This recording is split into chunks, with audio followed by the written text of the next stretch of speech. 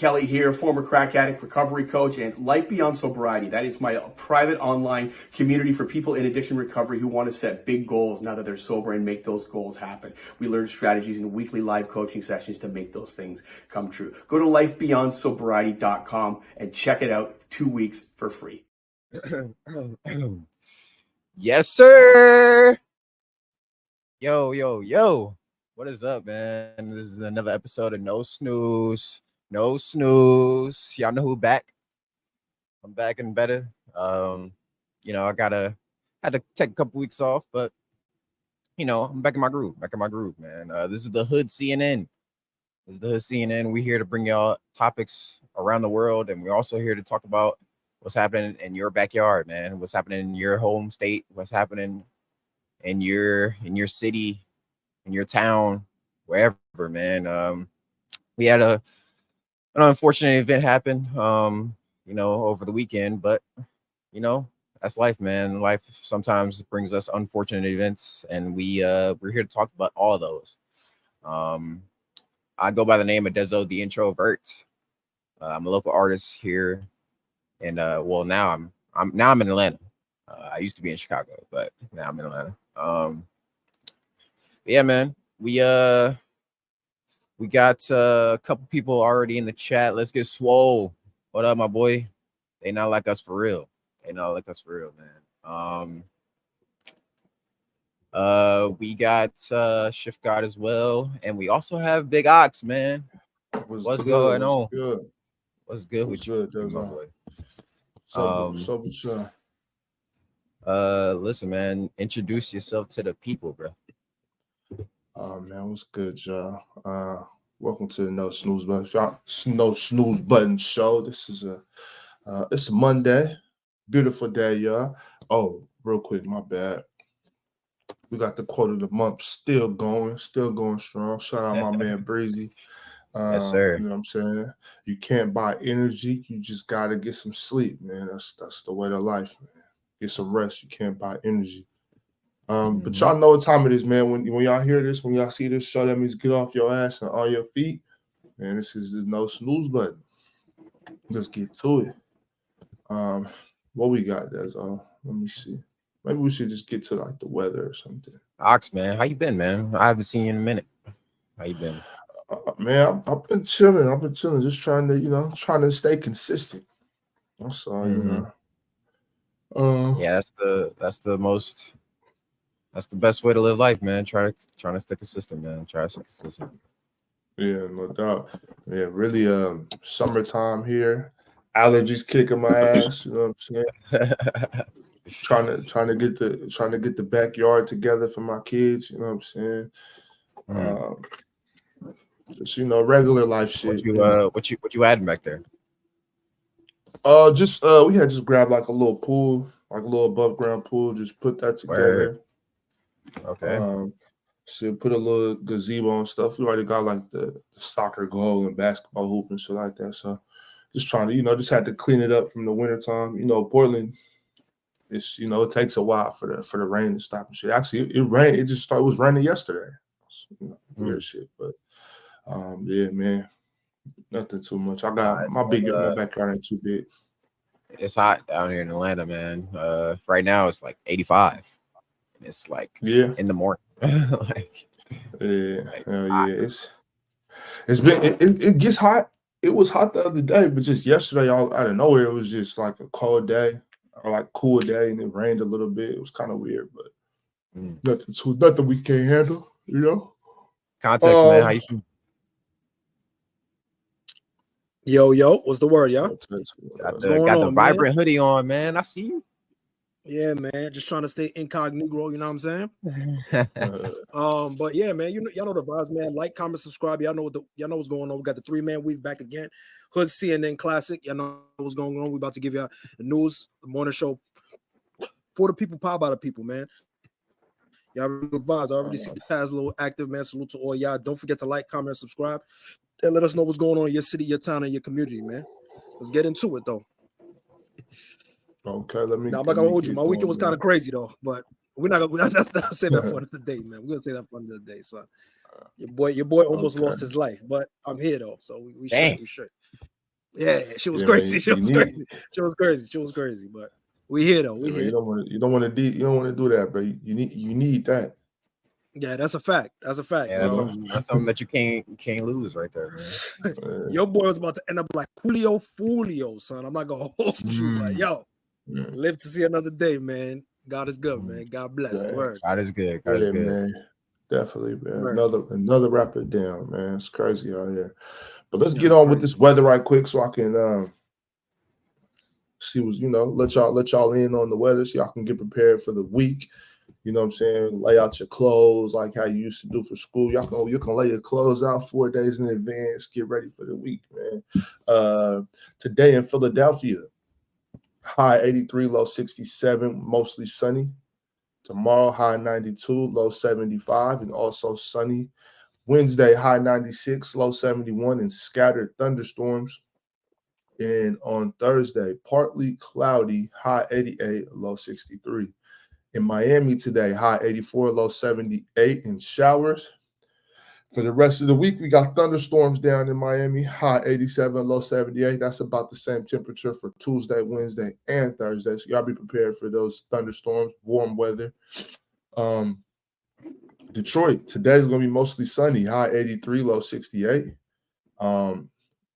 Tuesday, high 85, low 70 with scattered showers. On Wednesday, also some scattered showers, high 83, low 56. On Thursday, high 75, low 57, and mostly sunny. Down in the bayous of New Orleans, today we have scattered showers, high 93, low 79. So it's going to be hot down there, y'all. Some scattered showers. And then to follow up the weekend, we got the weekdays, Tuesday, Wednesday, and Thursday, we got a lot of scattered thunderstorms. High 91, low 79, Tuesday and Wednesday.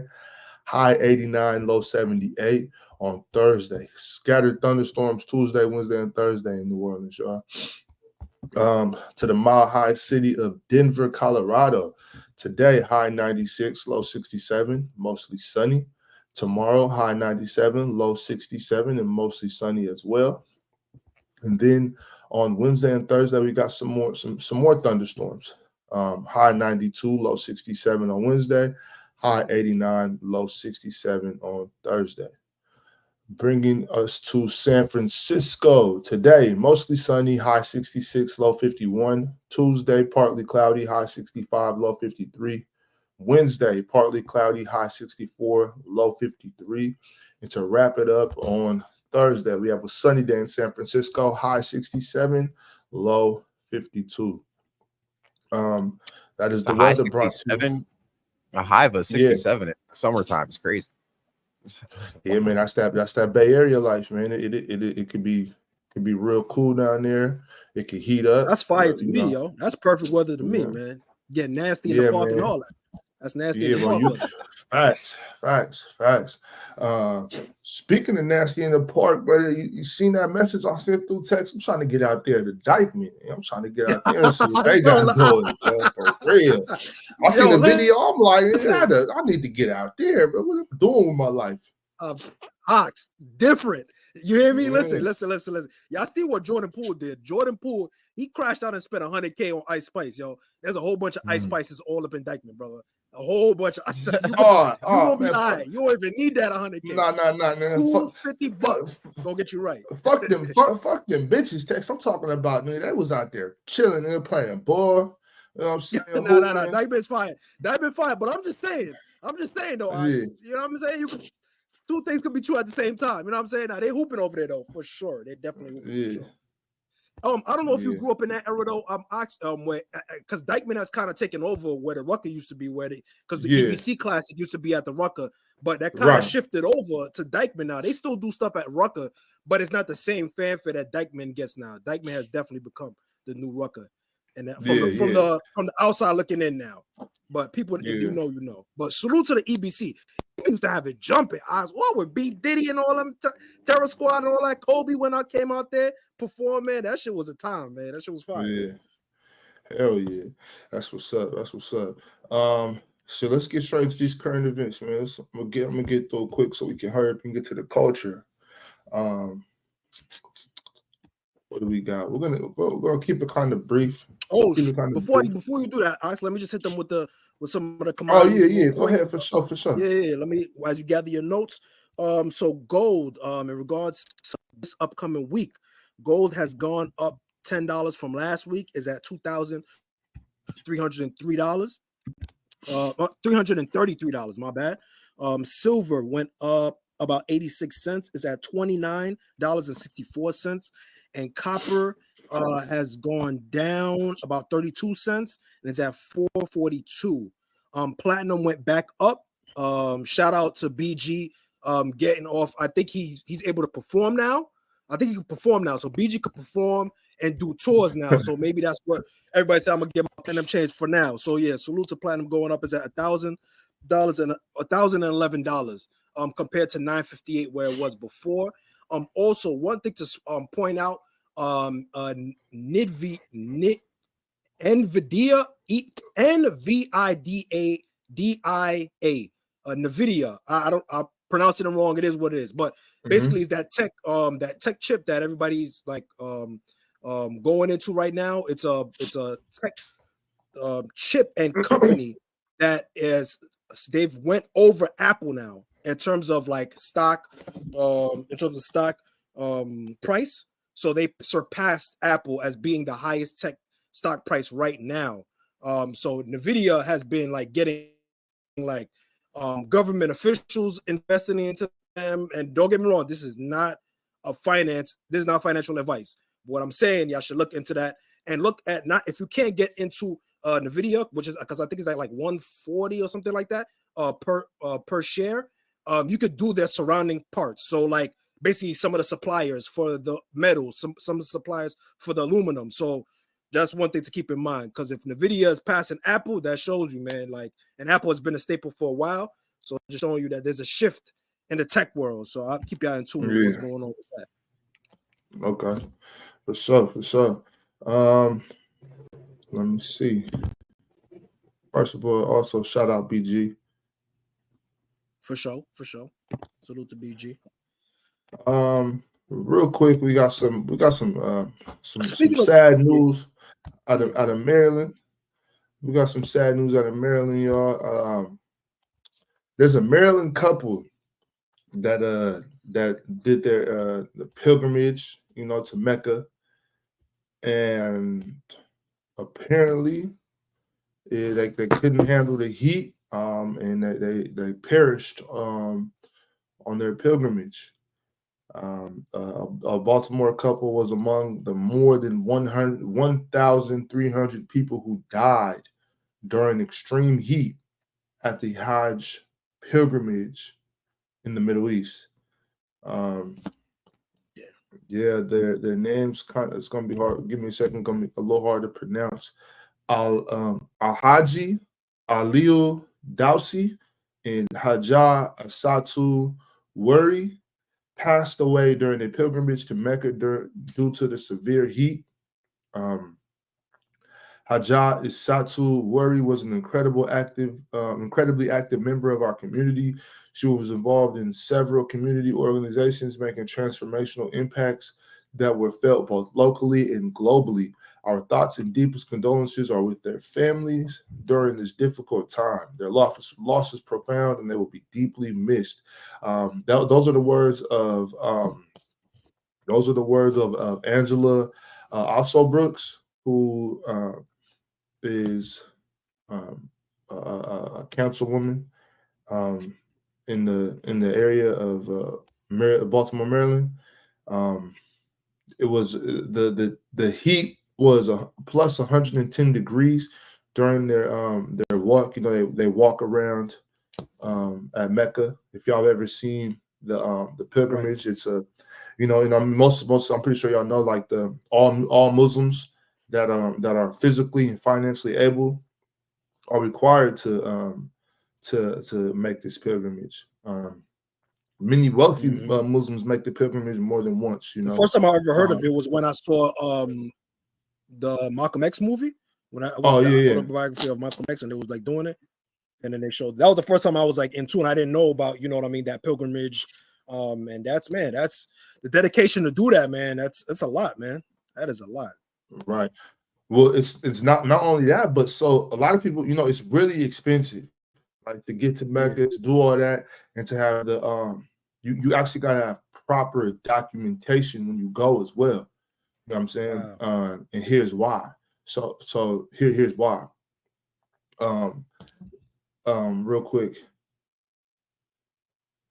Okay, here it goes right here. So every year, tens of thousands of pilgrims attempt to perform the Hajj through irregular channels as they cannot afford the often costly permits. Okay, so you got to have permits when you go, and That's crazy. Wow. and without those permits, you're not getting access to certain places. Like they reserve certain places for people with permits to be able to access certain the main supply of like water, and then like air conditioned areas as well. So they saved up $11,500 each, this couple. So together that's $23,000. That's $23,000, 23K?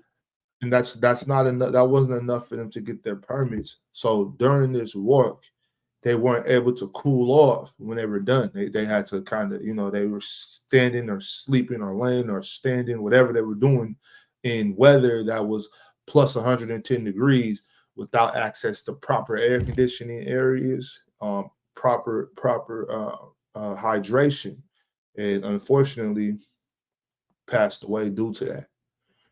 So that was something I didn't know about that pilgrimage, is that you got to have proper documentation and permits in order to access that type of stuff, So what would have How do happened you- if they would have how do just you- decided to stop doing it though? Like yo, I'm hot. I'm gonna just leave. You know what I'm saying, like, I'm gonna go grab some Well, water. it's a religious thing. There's you gotta do your, what I'm saying, they paid 23 bands to go 20. walk. Nah, that's insane to me, bro. A 23 Hey, band. man. How do you put a price tag on something, on someone's religious like practice? Like, you know what I'm saying? Like, this is something that should be beneficial if it's for towards the religion and the culture and bringing quote unquote brotherhood together, right? Of everybody kind of, collectively going to one area to practice their religion. Why would you set all of these the thing. boundaries? I think that's the thing right there, Tex. It's millions of people. It's millions of people that are doing this. You know what I'm saying? So they gotta have some type of structure. It's just like when, you know what? Actually, I was watching I was watching the movie Rustin about the March on Washington and all the logistical things they had to take care of. Latrines, water stations, first aid stations, just the buses and taxis and train systems had to get changed up in Washington, D.C. for that whole day in order to get people in and get people out, you know what I'm saying, in a timely manner. So I'm sure that's going to cost. Like you got, I mean, y'all know, like if it's something like that, you got to contract companies to bring in certain things, porta potties. You got to contract companies to bring in these water fountains or however people are going to drink.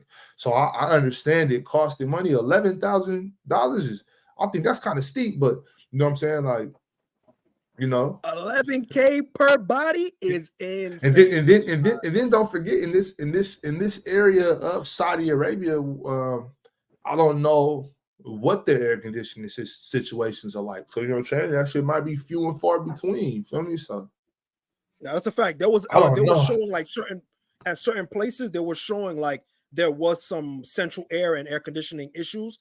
So even them having to migrate and take a whole bunch of people to bring them to another spot was costly for them. So I mean, I understand. It's just like, damn, like, even everything has a price, and I understand it, I get it, but I think it kind of goes against with, galvanizing the people, where it's kind of like, you got these barriers, and I understand for logistical things and to maintain it. I'm with you, Ox, but I think it's a little bit, I don't know. I think something about that rubs me the wrong way when it comes to something that is supposed to galvanize and bring a multitude of people together. You see what I'm saying? Facts. Well, mind you, too, don't forget, it did say that these two were amongst the 1,300 people that died in this pilgrimage. Yeah, that's so a lot of people passed away. And I'm not sure if that was just this weekend, that 13. I'm pretty sure it wasn't. I don't know how long of a time they're saying that these 1,300 people died in. So I don't know, you know what I'm saying, if it was just like a lot of people was just dropping or what, you know what I'm saying? But then also another thing too, you got to assume that the people that are finally able to make this pilgrimage, that are saved up their money, they're probably going to be up in age. You know what I'm saying? Most of the ones that saved up for a long time. Yeah. So it's dangerous for old folks in this heat, man. You know, it ain't no joke. But that goes to show you like what they believe in. You know what I mean? Putting themselves through this, you know, that's a big investment, financially, physically, spiritually. You know what I'm saying? Like that just shows you the commitment that they do have towards it. So I mean, you know, I gotta salute their resolve for that, because that's a big investment, man, for sure. Hey man, I ain't gonna lie to you, man. I'm packing a water bottle. I'm packing a small fan. You know what I'm saying? I'm packing whatever.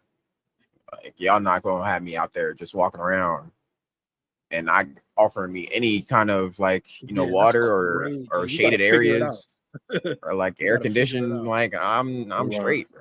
Like I love God, you know, I love Allah, but like nah, Allah wouldn't want me to die of heat exhaustion while praising him, would he? You know what I'm saying? Shit, you never know. You know what I'm saying? That's one thing when I used to go to church. I used to trip about shit like that. It used to be like, God is a selfish God. He wants you to give him all the glory. I'd be like, bro, this nigga is tripping. I used to be like, nah, for real though. I used to really be like, yo, what's wrong with Big Homie? Like, why this nigga up here acting like this? Like, you know what I'm saying? Like, bro, I used to, for real. I used to be like, bro, need some therapy for real. Like, why is this nigga tripping like this? Yeah, bro. You know?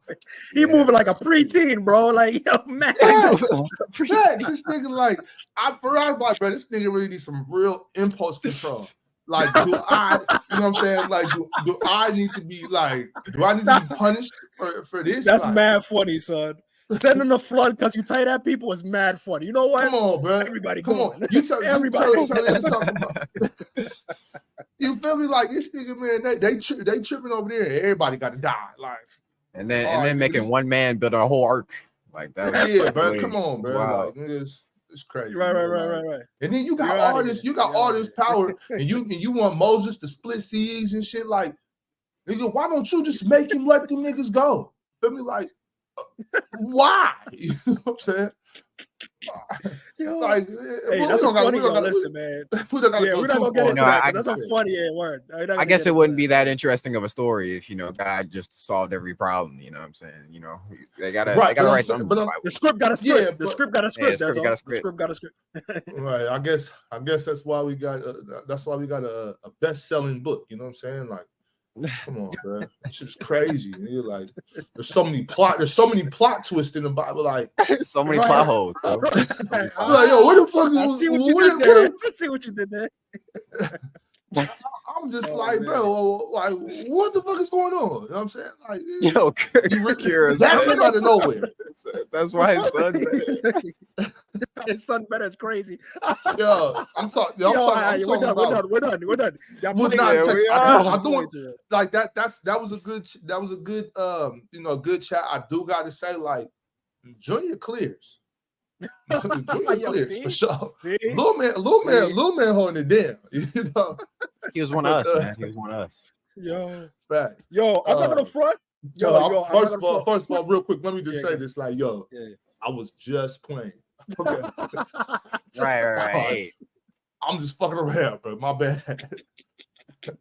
You funny, right? You funny, right? You got jokes. You got jokes.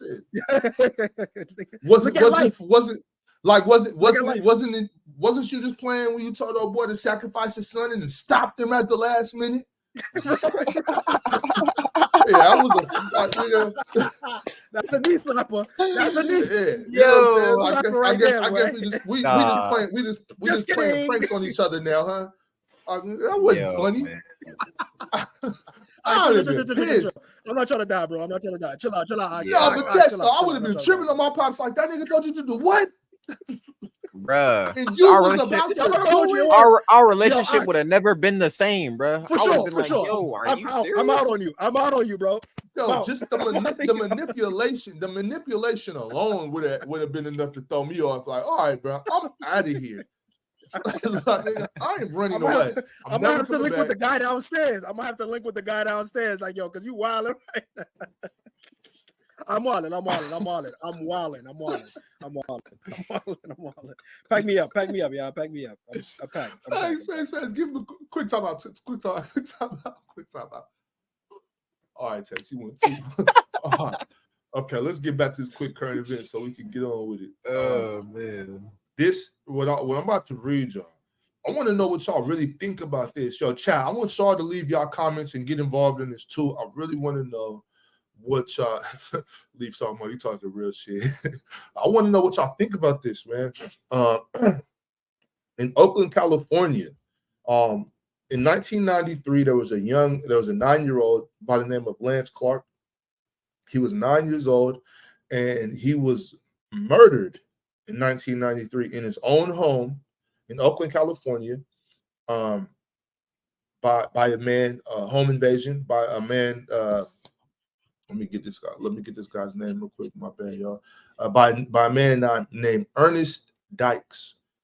And he killed Lance in a home invasion. Now they're saying that Dykes may be released because he was sentenced to death. He was sentenced to death, but he may be released. Let me tell y'all why. Because of he may be released because of what did they call it? I'm sorry. Because of prejudice towards the jurors in jury selection. So one potential juror in Dykes' case file is described as a short, fat troll. Other Black jurors and only Black potential jurors had race as noted. The letters FB were written next to a female Black. That's what FB stands for. It was a handwritten note next to her name. And then it said must go.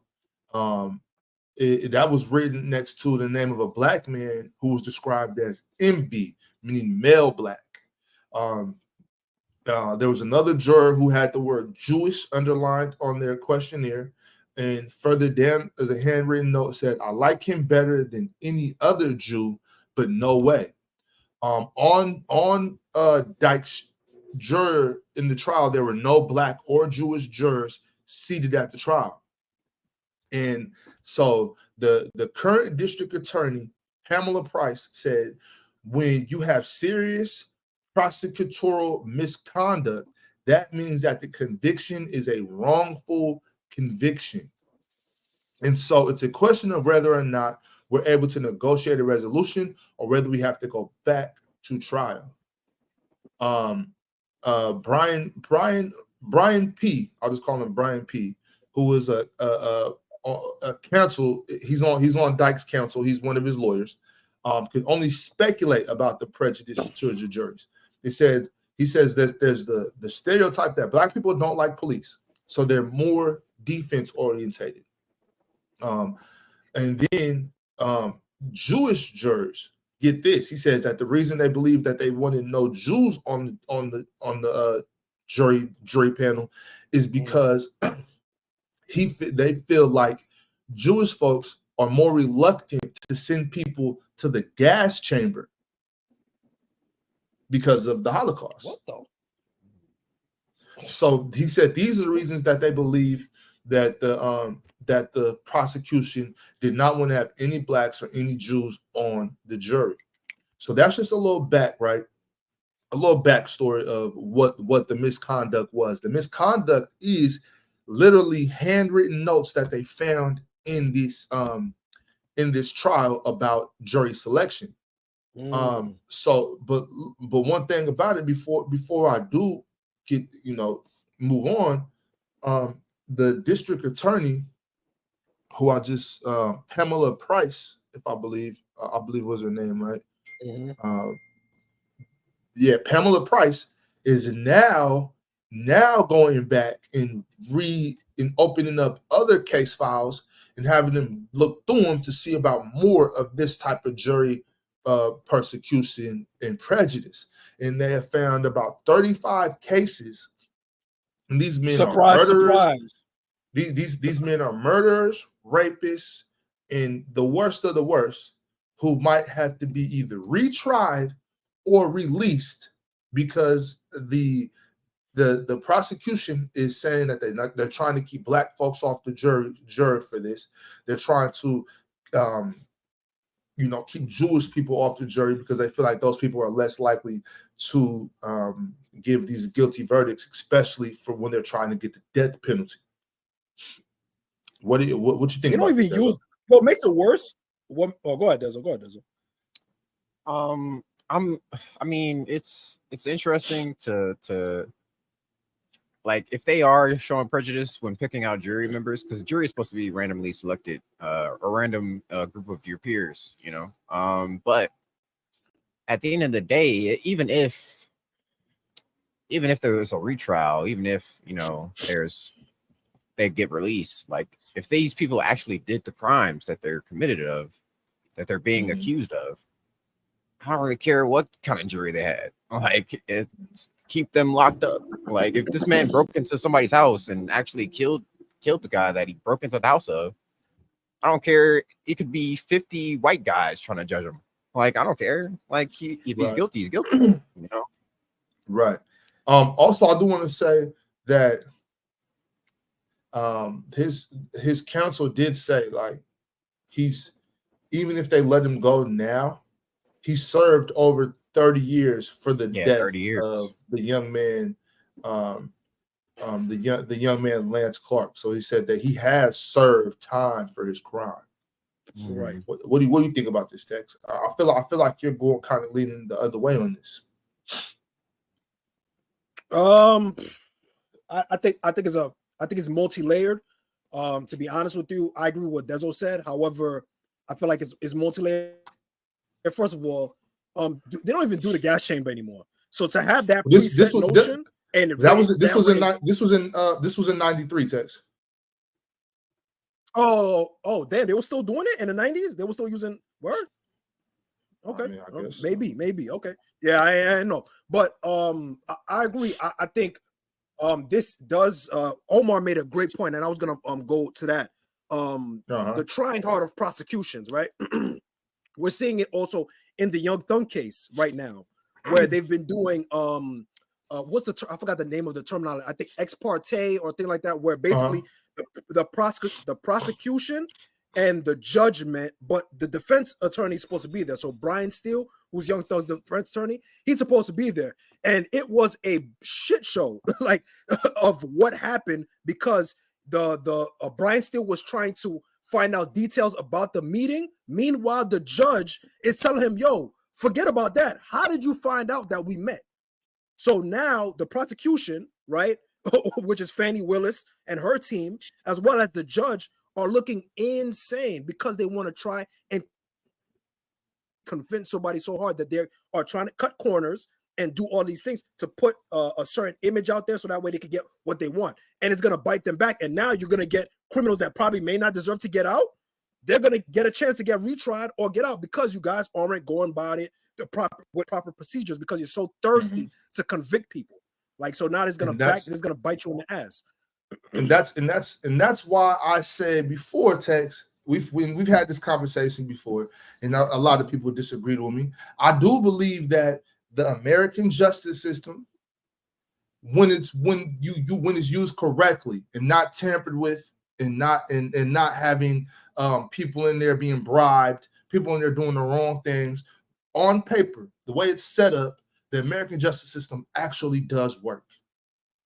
You know what I'm saying? The American justice system is the right way to go if it's done correctly and not tampered with and not corrupt officials in there. which there is a lot of. There's corrupt people involved, and it is tampered with. Those are the reasons I feel like the justice system serves or fails. To be fair, let me give a little bit of pushback real quick, Ox. I don't want to go too far into that though, Tex. I want to stay focused. No, we're not. I just want to. It's one statement. I promise. One statement. Go ahead. One statement. I just want to say this. Like, I get what you're saying from the concept, right? The concept. However, if all parties weren't being representative when the construction of the justice system was created, by then in fault, we can't say that it is fair and it's beneficial to everybody. You get what I'm saying? Because the it's really that, but that's what I'm saying. That's what I'm saying. When you have stuff like that means corruption. But if it might have only been set up for certain people, but when you put anybody in there, anybody, if it's done correctly, it doesn't matter what you are, white, black, women, female, Mexican, Asian, it doesn't matter. None of that would matter if there was no corruption. Right. That's right. I get your point. I'm following you. Yeah. But yeah, what was I saying about that? Oh, right. I think this is absolutely crazy. I think this is absolutely insane. I feel like this is what's wrong with the liberal ran cities and states. Right. This is a woman, this woman, Pamela Price, a sister, a black woman, a sister. She grew up in she grew up kind of rough, you know what I'm saying? I did a little research on her. To be so empathetic to terrible people. This man killed a 9-year-old boy in his own home. You know what I'm saying? He doesn't deserve to come home. I don't care. You know what I'm saying? I don't care. He doesn't deserve it. He got what he got. He needs to sit that down. Right. You know what I'm saying? He needs to sit that down. Whatever it is, he killed a baby in their home. I don't give a fuck if we didn't want black. And on top of that, that I thought that's what jury selection was all about. I thought jury selection was supposed to be about us trying to pick jurors that are going to side with us, and we know, especially that's what it is. It's not random. No, because you got a time that is called jury selection. No, it's geared towards It's geared towards where we sit here and we ask these people questions, and we get a certain amount of jurors that we get that they're out here. We don't want them. So that's what we're doing. That's what we're asking questions for. We're asking you questions to know, how do you feel about this? How do you feel about that? What do you think about this? What do you think about that? Now, I understand because they brought race into it. They said because they're black, but that's the whole point. That's the whole point of that. You know what I'm saying? Right. Like, if I'm trying a young black man for murder, the last person I want on my jury is a middle-aged black woman, a woman that can see this guy and be like, that could be my son. That's the last person I want on my fucking jury. The last person I want on any jury is a brother of any age. You know what I'm saying? Because we bucking against authority from the get-go. You know what I'm saying? So I thought that's what jury selection was all about. Now I don't want to. But that's not how it's presented to us, though, Ox. That's not how it's presented. It's presented to us. That's what I'm trying to say. I get what you're saying, though, Ox. I get from the aspect, but the way that it's presented, it's supposed to be a jury of your peers. So the peers doesn't have to necessarily be only towards the prosecution or whoever is, and is the defendant has to also be included in that aspect. So for us to remove defense attorneys get to. They're involved in jury selection. It's not just prosecution. No, I know. But what I'm saying is that the way that it presented to us and how it is really ran is totally two different things. So that's why I understand what you're saying. You're talking from the aspect of, if everything, you dotted I's, everything is on the up and up. But in my opinion, I feel like nothing is ever on the up and up. So we're always going to have these things. It's technically supposed to, they should have someone that is of the defendant's skin color, age group, because they have to have a point of view of experience, life experience, and possibly some type of a connection. So regardless of that, they can still make a objective a state what's the word I'm looking for? An Well, objective. that's well, you know, texting the defense has to do their job and get them people on the jury selection. This man killed a 9-year-old in his home during the home invasion. I don't know what they did during jury selection. Lock that nigga up and don't let him go. But we do. It's separate from this particular case. Yeah, you know what I'm saying? Right. Yo, for sure. You know, it's always different in certain situations. Yeah, you know, people. Yo, we a lot. You know, but that's why I be saying. When you get them jury duty selection sheets in your mail, stop throwing them shits away. Go to jury duty. That's why we in there getting railroaded because people that look like us refuse to go to jury duty. And then every time I say that, it be niggas on the panel, it be dudes in the comments that be like, I'm not going to jury duty. Man. Oh, okay. Well, stop saying free such and such because you're not doing your job to free such and such and free this and free that. You don't want to go to jury duty. And these niggas is in here getting railroaded. It's your fault. Hold yourself accountable. Because you know what these white ladies do, you know what these Karens do, you know what these Republicans and conservatives do, they go to jury duty. Yes, sir. They go to jury duty. Right they're not gonna look out for me the way you supposed to. So they can't wait for that piece of mail to come. Next time you're going around saying free this dude and free that dude and free him, crack the gates for my Hebrews and all that type of shit. Stop saying that dumb shit because you're not doing your job. I got shit to do. I gotta go get to this money. I don't know what you talk about. Yeah, but that statement right there is, and rather Texas being serious or joking right there, that statement is the statement that is being used because we value the almighty dollar more than we value ourselves and our brothers. Alex, I'm not trying to get kicked out of my apartment, brother. I don't know what y'all talk about, man. I got shit to do, man. But go ahead though, Dezo. Let's move on with the culture session. We running a little long on time. Listen, man. Listen. It's back, man. We back with the culture. Had to take a little break, but I'm back and better. You know what I'm saying? Oh, you wasn't in the. I thought Dezo was in the funeral service too. I thought he got buried. All right, welcome back, brother. Glad to see you alive, brother. Glad to see you alive, man. There is no burying the most successful rapper of the 2010s. There is no burying him. You know what I'm saying? There's no burying him. But anyway, listen, man. Y'all want to start somber or y'all want to start light? You know what I'm saying? We can. Shit, I only got 18 minutes, Dezo. Let's get to it. All right. So over the weekend, unfortunately, we had a unfortunate passing of a rapper. His name's Coolio Fulio.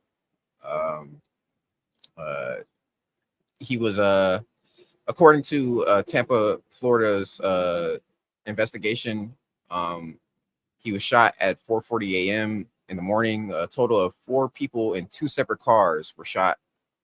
3 of them survived in the parking lot of a Holiday Inn in Tampa.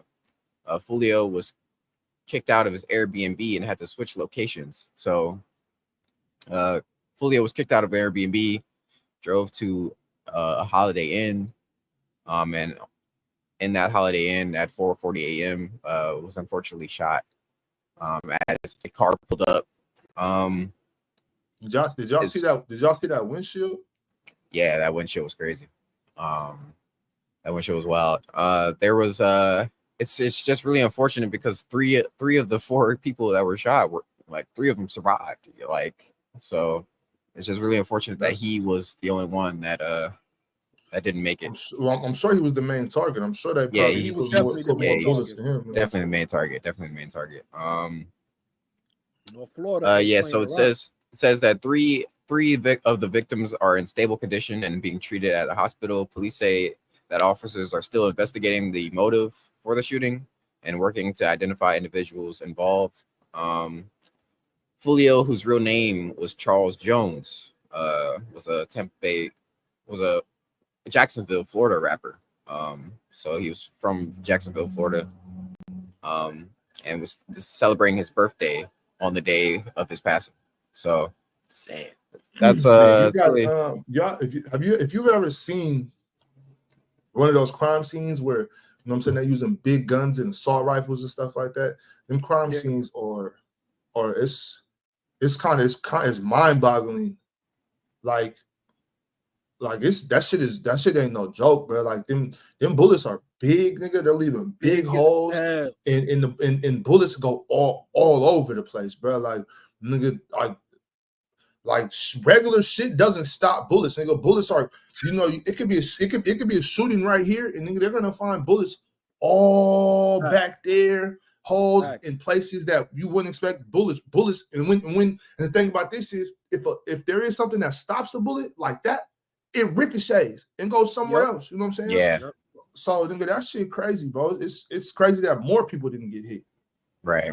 And some bullets, they rotate, spin all differently. So how they hit things and how they ricochet off of things is completely different. You know what I'm saying? Like there's something that could just get lodged into your body, and that's what it's made for. Mm-hmm. It's made to get lodged into your body, and there's some that technically rip through your body and they spin sideways or they explode. You know what I mean? So like, yo, it's no joke, especially in North Florida, these little, you gotta remember, these niggas be little too. Niggas be little holding big ass guns, be all, you know what I'm saying? That's a fact, man. Get to your range, practice, bro. Facts. Like my granny used to say, man, what goes around comes around. Yeah, that's a fact, bro. Yeah, man. Like you said, Ox, there was this all stems from, him being reckless, you know what I'm saying? Like there was a beef between him and Young and Ace about a couple years ago, where Young and Ace, he made the infamous music video called Who I Smoke, where he referenced some of Fulio's closest friends, like some of Fulio's and Fulio's brother. That's the one with Spin the Bands and all them? That's what Spin the Bands, and they did the yeah, that song was crazy. That was it. And then but Fulio came back and responded to that song with a song of his own, dissing Young and Ace's friend who got killed. And standing on his grave, he shot the video on his grave, on his gravesite. So yeah, man, it's a dangerous game when you're out here like, dissing dead. And like, do not mix the internet with real life gangbanging. This is what happens when you mix trolling with real life gangbang. You got to stop doing that. Like, the internet is not real life, y'all. I know a lot of people, and for me, I act the same way I act in real life as I see me on here. But at the same token, you have to understand that this is not to be played with, bro. Like, do not take this trolling or dropping location, all that. Like, that is not it, bro. That is not it. You get one life. You get one life. You seen how Chief Keef came back to the city, does all? Yeah, military. Niggas was on the internet, really on the internet, calling him pussy, calling him bitch. He's scared, all this. Like, nigga, I want to live, nigga. What you mean, man? Yeah, exactly. I got bread. I'm gonna have these army boots with me. Fuck you talking about? Chief Keef knows exactly, the kind of protection he needs when going to Chicago. You know what I'm saying? He knows what havoc is out there. That's a fact. So that has nothing. Listen. Especially when you make that type of money, though. Well, when you make that type of money at that time, right? Being that young, having all your little homies still half foot in, half foot out. What you expect him to do, bro? He's looking at the bigger picture, bro. Salute to him. He went to doing video editing, beat making, all that, putting out merch and all that. Yo, salute to him, man. Very, very smart moves, bro. A lot of people called him sped, but he made probably one of the smartest moves out of all them Chicago heads. Keep it a band with you. Yep. But yeah, RIP Fulio. Hopefully, this wakes some people up, man. But I doubt it. I doubt it. This is always come on, Dizzle. Yeah, Ace put out a song right. Yeah, Ace put out a song right after. Right after. Ace put out a song right after. Niggas when blood is spilled, it ain't gonna stop. Yeah. But anyway, let's move on. Some more lighthearted. Dub of Player's Choice. Dub says that he's leaving Player's Choice. I'm not sure the details of why he's leaving. I didn't watch the live stream. Ox, did you catch the live stream of that? I did go back and watch some of it what Dub was saying. No.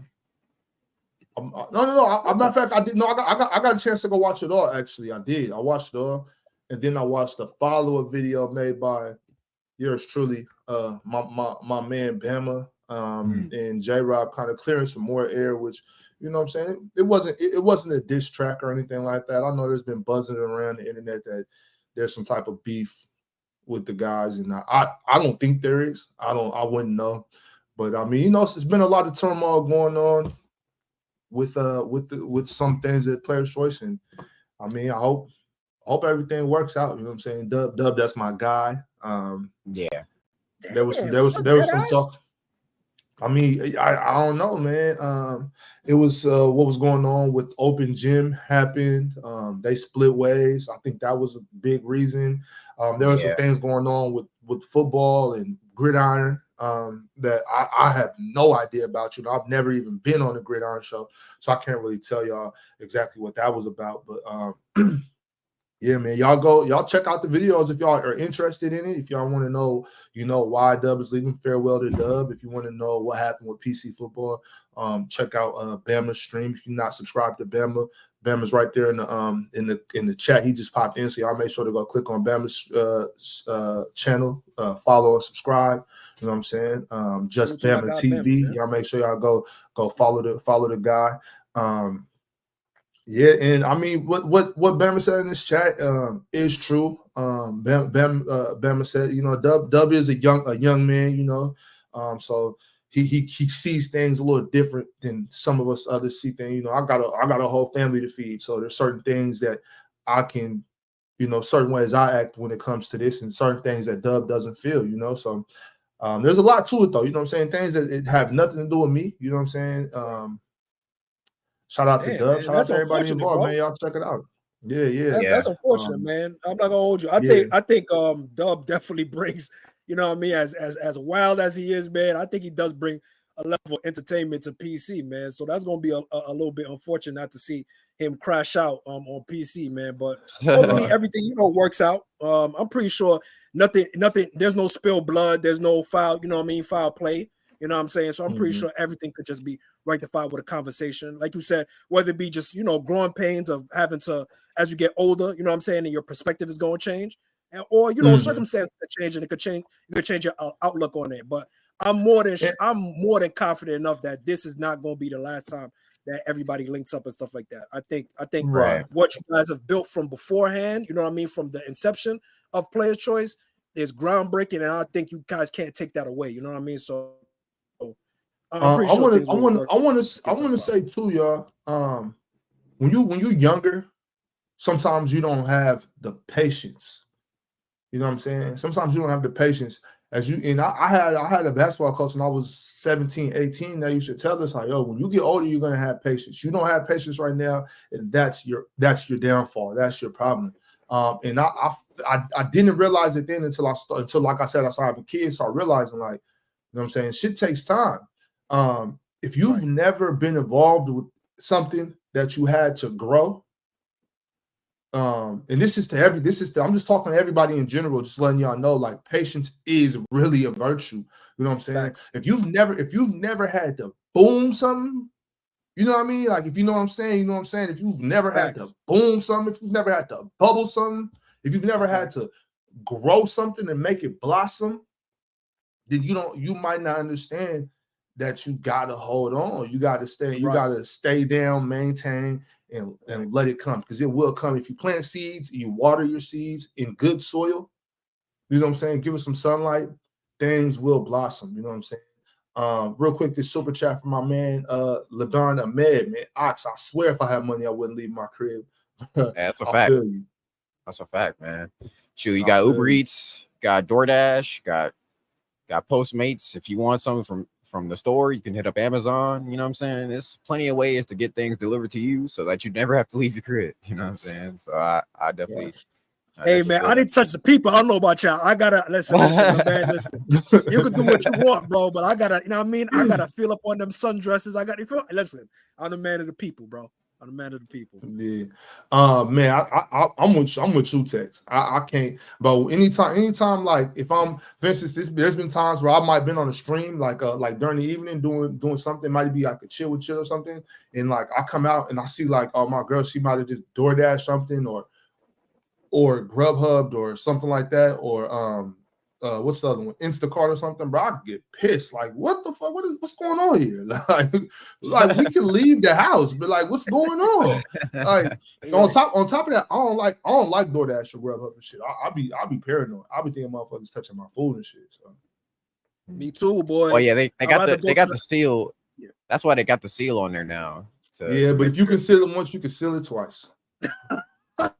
Yo, imagine you gotta steal it in the car or in the back of your bike to reseal. That's crazy. That's wicked. You know what I'm saying, bro? Niggas be hungry, bro.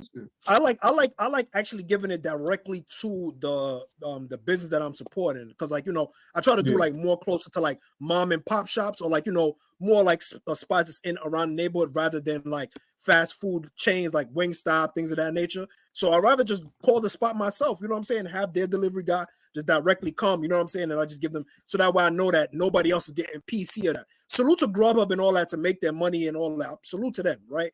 But I think, you know, you taking advantage of big chain restaurants, all these things, and you make it hand over foot, while the people that are restaurants and stuff like that, they're not seeing the same benefit. You know what I'm saying? So I like to just call directly, or go there myself and pick it up. You know what I'm saying? But yeah, salute to Bama, you know what I mean? Salute to Bama popping into the chat. Salute to everybody that's tapped in. Yo, everybody like the video, man. Like the video. Yeah, for sure.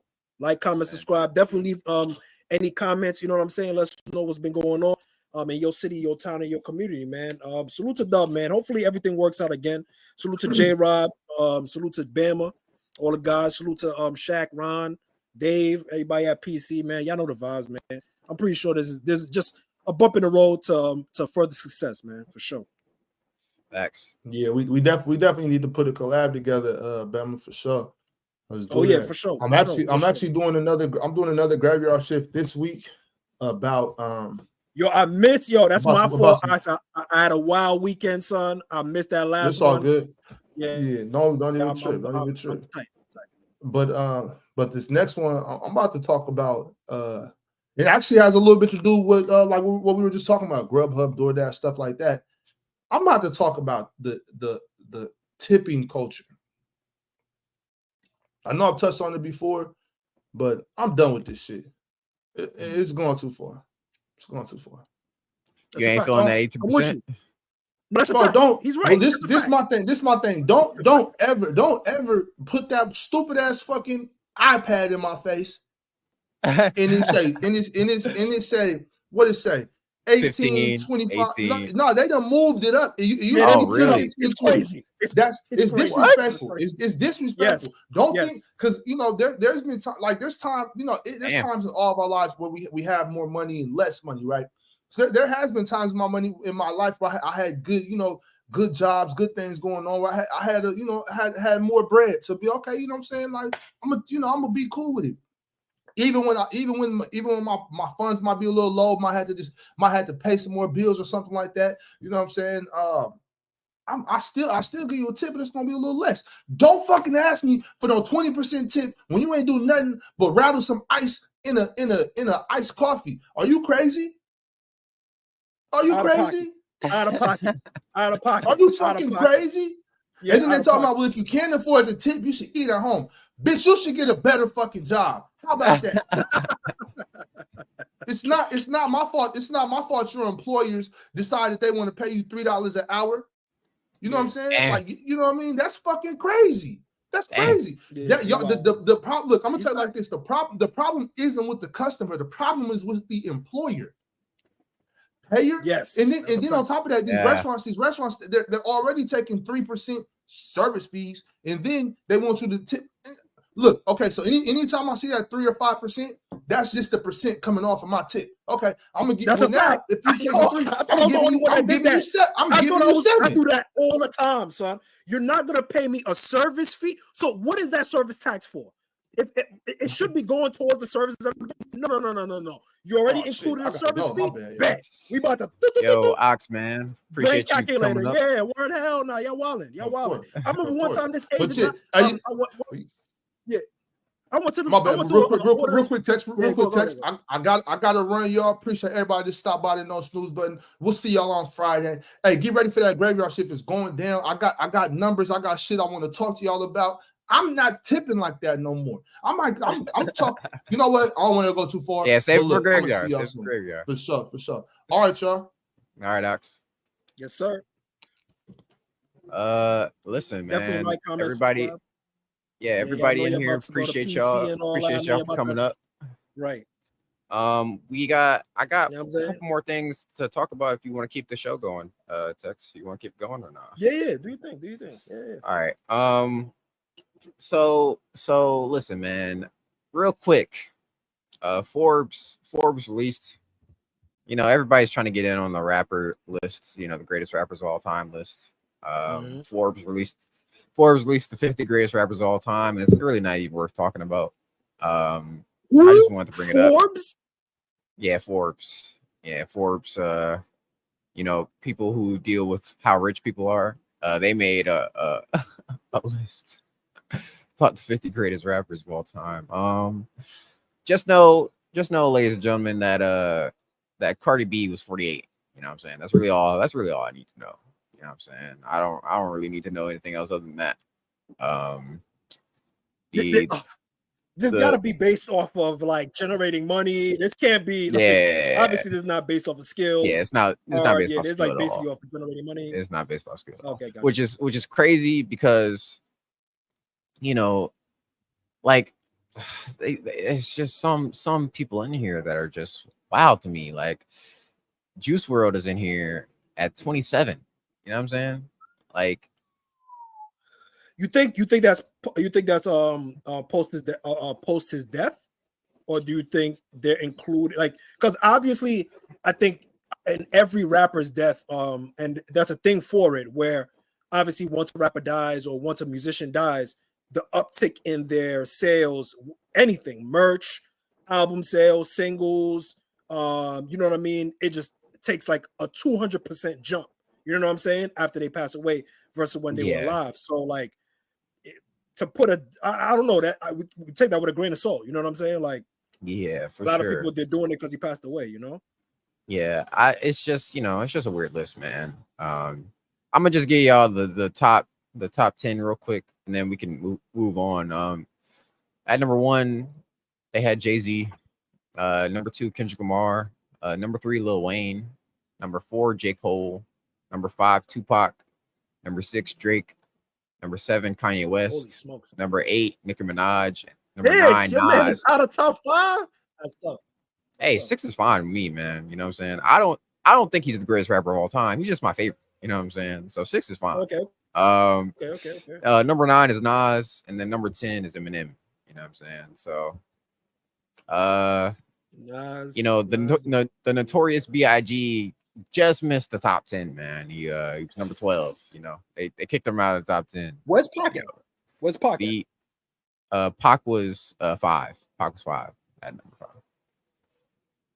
You know, it's Pac's 5. Okay, got you. Okay, it's a crazy list, man. It's a crazy list, which is crazy because I agree. I think a lot of people say that B.I.G. is better than Pac. So how is B.I.G. a whole like 6 slots below him? Is it just because his career was cut short? Is that it? I think Tupac. Yeah, I think Tupac has made more out of his career than Biggie did. I think there's way more to consume with Tupac, through film, right? As well as the music. And then like he put out so much music and in such a short period of time that he was able to extend album upon albums after his death, compared to Biggie, where it's literally just three CDs, to be honest with you. It's only 3 CDs. And then after that, there's not that much. I mean, we get verses here and there, but it's not in the same vein as we're getting full Tupac albums. You know what I'm saying? So I think that's probably why. Just longevity. Tupac just it ended up lasting longer because he put out so much music. He did the Lil Wayne route. He just output so much music that he had no choice but to rock with him, you know? Right. Me personally, I personally like Biggie over Pac, but that's because I like Biggie's rap style more than. But I won't argue if somebody puts Tupac above Biggie. I wouldn't argue with that at all. Yeah, that's true. You know, they're both greats in their own right. So, but Forbes should not be doing a ranking. Like nobody cares. Forbes. I'm gonna be honest with you. Forbes. Nobody cares. Nobody cares, bro. Like, crazy thing is they got it's funny too because they got Takeoff in here, right? But they don't have any other member of the Migos in here. Which is maybe they're onto something. Okay, hold on. Maybe maybe you are onto something, Forbes. Maybe Takeoff is 44. Like maybe you've been doing the science. Maybe you have been doing the science. I will say this: we are now seeing that Takeoff was definitely the glue that held the Migos together, like undisputably. Sure. Like, yo, Quavo has been putting out mid after mid after mid, and he's literally following the same pattern. He hasn't switched up anything. At least Offset is trying different styles. Like, you know what I'm saying? Like, he's doing different things. Quavo, son, you're cooked, bro. I'm be honest with you. Whoever called you the Beyonce of the group lied, bro. They lied for sure. For sure. And Leaf is correct. Hip hop should have definitely been gatekept from a long time ago. The fact that hip hop was inclusive, that's what became the problem with hip hop. I mean, the fact that it became inclusive. The thing is, I don't mind the fact that hip hop is expanding. You know what I'm saying? Especially, you know, what I mean by inclusive. Before you do that, but what I mean by inclusive is, in terms of the creative control, allowing people that aren't of the culture to get in on creative control on what they're going to have you as an image. You get what I'm saying? Like, oh, in this next album, you should go in this direction because we saw the numbers. Like, that's what I mean by inclusionary. You get what I mean? Right. Don't get me wrong. It's for everybody, right? But I felt like what ended up happening is that the corporate aspect took over the creative side, and that completely skewed how we judge hip hop at this point. I don't really like the fact that a lot of these newer like women rappers are getting shit on so much, you know what I'm saying? Because I feel like they're putting in a lot of work right now, you know what I'm saying? Lotto just did a birthday bash in Atlanta. You know what I'm saying? She just turned up the city. You know, it's a lot of women doing big things out here. Like, obviously you got your Sexy Reds who, you know, we're not rocking with them. But you know, you got JT. You got JTs, you know what I'm saying? We are rock. Wait, what? No. You can't tell me in the same breath. No. You lost me. You just said we not rocking with Sexy Red, and then you turned around and said, "Yeah, we got the JTs of the world." What? JT's a better rapper than Sexy Red. What is wrong? Is she not? What? Is she not? You lost me. Text, is she not, bro? If you said Rhapsody, Tierra Whack, cool. For sure. You can't tell me that Sexy Red is here and JT's here. That's not what's happening. Sexy Red is bottom of the barrel music, bro. She doesn't make great music, is what I'm saying. Sexy Red makes way better music than JT.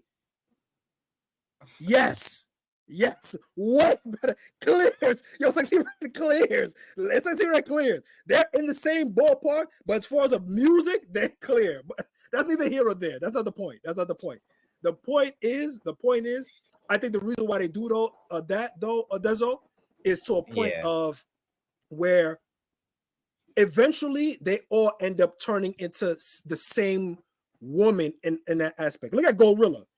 Gorilla before wasn't really. She was doing the scandalous like woman thing. She was talking heavy. Now she got with Megan Thee Stallion. She started messing with Lotto. Now is she all in her back. She's shaking yams now. Now she's shaking her cheeks. You know what I'm saying? Like Lotto even. But Lotto said she's making better music right now too. But here's the thing though. Lotto said that public perception is what caused it to get a BBL. So I've seen Lotto when she was small and Petite, and she was doing that rap show thing, and she was rapping like she was rapping regular girl stuff. Like she wasn't on that type of, she wasn't rapping salacious music, right? Right. But nobody was rocking with Lotto when she wasn't making that type of music. What ended up happening? She started showing more skin. She went to go get a BBL. She got the Little Kim starter package, and now look, through the roof. Glow got the Little Kim starter package through the roof. Megan, she's been promoted. She can rap, but what does well for her? The Little Kim starter package, shaking cheeks through the roof. You see what I'm saying? So, although these girls have talent, what ends up happening is that the corporate looks at what social media says, and then they try to replicate that artist with that. You get what I'm saying? Right. And because of these corporate people, all of these execs are quote unquote successful. What do you think the girls are going to do? They're going to listen to the people that have been in the music industry for all of these years. You get what I'm saying? Versus what is in their own best interest. You get what I mean? So yeah, is it in their best interest? Like that's what I'm saying. Like, is Lotto doing better now that she went this route? Is Glow doing better now that she went this route? I mean, the sex appeal has always been a trademark for women rappers. You know what I'm saying? You go back to Lil Kim. No, you go back to Lil Kim, bro. Lil Kim was doing all the. But not before Little Kim though, because Queen Latifah. But before Queen Latifah was never as big as Lil Kim though. Like Queen Latifah didn't reach those heights. You know what I'm saying? Lil Kim was part of Bad Boys. She was part of Bad Boys. Latifah, so I can't. Yeah, I can't say that. I can't say for sure. I would have to have somebody that's from that era to speak on it. But Queen Latifah was big though. She was big, yo, bro. She was big, bro. I never seen Little Kim have her own show. I seen Queen Latifah with her own show. That's what I'm saying. You see what I'm saying? Like, yeah, she had a TV show. Well, yeah, I mean that's. I mean, she was an actor. A TV show too, and she had what's that thing where they sit down and talk to people? Like she had like a daytime TV show and her own like sitcom show. Just because Queen Latifah was smarter with her moves doesn't mean she was a bigger. When she was just an artist for artists, I think Lil Kim was way bigger. That's a fact, because that's what I'm saying. I never experienced Queen Latifah, so you're right. I can't. But in terms of business moves, in terms of moves like that, yeah, Queen Latifah got her for sure. But I just think sex appeal has always been part of what we do. You know what I'm saying? Like sex appeal and selling sex is totally two different things, though. Denzel. They are now is. They're just selling sex. Like it's not. Yeah, you get what I'm saying? Like, yeah, you're selling tricking. You're selling the theme song. What tends to happen now is that the theme song turns into TikTok music for OnlyFans girls. That's what it feels like it's coming across. How the girls are presenting the music to us. It's TikTok anthems for OnlyFans girls, or showing they're trying to find a trick. That's how it's coming across. You see what I'm saying? Right. I could be wrong, but that's what Ice Spice. You know what I'm saying? Like all these girls, they are. It's a difference between having sexual appeal and then now you're actively selling you as a sex object in your music. Forget about your appearance. In your music, you are selling it. You get what I'm saying? Like you are going with the Little Kim approach, with the Nicki Minaj approach, where all I'm gonna talk about is how I affect these people sexually. You get what I'm saying? Right. I'm not knocking it. It's making money, but it is what it is. You know what I mean? All right, man. Let's do some quick hits real quick, and then we can call it a show, man. For sure. Great first episode back for me. You know what I'm saying? Yes, I'm back in the groove. Glad the 3-man weave is back in full effect, man. ASAP Rocky is just announced that he's releasing his album Don't Be Dumb. It's been over 6 years since he dropped Testing, which was his last album. Listen, man, he's coming back better, hopefully better. But we'll see what happens. I don't think nobody cares respectfully. Nobody cares respectfully, bro. Respectfully. And don't get me wrong. Listen, people are gonna listen to it though. People are gonna listen to it. Yeah, I think so too. I think obviously with this whole situation that happened with the Drake situation, I'm pretty sure people are Yeah. going to be curious to see how he reacts, what type of music he's going to put out, and I'm curious to see what creative space he's into. So I'm definitely going think because it's been a while since he put out music. And It's just the things that have been happening in his personal life too, like him, right? like Yeah. if he talks about dating, you know, one of the biggest, you know, R&B stars of all time, like that'd be super dope. Right. You know what I'm saying? That'd be dope. Yeah. I think given a perspective of being a father, you know, going from playboy to being a father to, you know what I'm saying? Like that's understandable. Yeah. I'm interested into it. I don't know if I'm curious to see what sound he goes into. Because Right. I think if he feels like he can go back into time and try to recreate what he did beforehand, I don't think it's going to work out the way that he think it's going to work out. You know what I'm saying? Right. So I'm just curious to see, does he keep up with the times? Does he do, what route does he go? What producer does he tap into? I'm pretty sure he probably might get a Cash Cobain joint. I wouldn't be surprised. Yeah, but we'll see how that goes. We'll see how that goes. They gave us, well, right now, Speaking of I think, Harlem, yeah, go ahead. oh, just real quick to end off the A$AP Rocky thing. They said that he has a couple of confirmed producers already. Confirmed producers include Tyler the Creator, Metro Boomin, Madlib, The Alchemist, Pharrell Williams, Clams Casino, Mike Dean, and then Swedish House Mafia. Plus more. Like it could be more than that, but those are the confirmed producers. I am not mad at the Clams Casino. First of all, shout out to Clams Casino. If you listen to A$AP Rocky in the beginning, he was very instrumental in cultivating that sound with A$AP, especially, and him and Space Ghost. What was it, Space Ghost Perp? At that time when it was putting out that music. So salute to Clams Casino. Hopefully, I'm curious to see if his sound has updated. So it might be dope. I'm not mad at the producer list. We'll see how that goes. But to go Alchemist, it seems like they're gonna still try to keep that boom bap sound. Which I love him on that production, you know. For sure. So we'll see. This might be good. I'm not gonna be negative towards it. I'm looking forward to now it. if he gets on there and just starts talking a whole bunch of shit that we don't care about, then yeah, it's like, all right, bro. Over. Like you just made an album just to make an album. And that's what I think. Sometimes when you're so far removed, that's what for artists I'd be feeling like nervous when they're so far removed. Is that sometimes you're just making music just to make it. Like, and don't get me wrong, obviously you have the luxury. You don't feel pressed to make music. You're doing it at the luxury, but then sometimes it feels like you're not grounded in anything. You don't have a real sense of reality. Your reality is way far off than what everybody else is dealing with, and it feels like you're just out of tune. You know what I mean? So we'll see how that goes out. But to point out a Harlem artist that I definitely think should get some light is R2R Mo. R2R Mo just put out a mixtape that is incredible. Fire, from the music production to how he's part of the group, but he works with like Cash and them, Cash Cobain, Vontae, and all that.